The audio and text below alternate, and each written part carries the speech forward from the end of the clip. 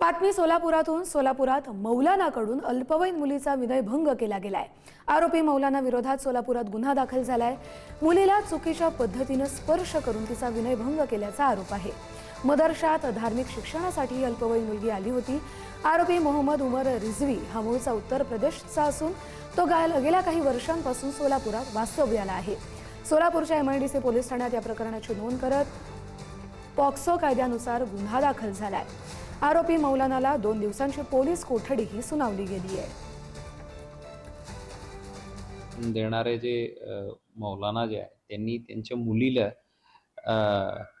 काही अप्रिय स्पर्श केलेलं होतं म्हणून त्यानुसार चौकशी करून ताबडतोब आम्ही 53 वर्षाच्या आरोपीला ताब्यात घेतलं होतं आणि जे पीडित मुली आहे तिलाही आम्ही प्रोसिजरनुसार पूछताछ करून आम्ही MIDC पोलीस स्टेशनमध्ये BNS 7478 पोस्को कायद्याच्या 8, 10, 12 आणि ज्युव्हेनाइल जस्टिस ॲक्टच्या 75 कलमान्वये गुन्हे दाखल करून या आरोपीला आम्ही अटकही केलेलं होतं.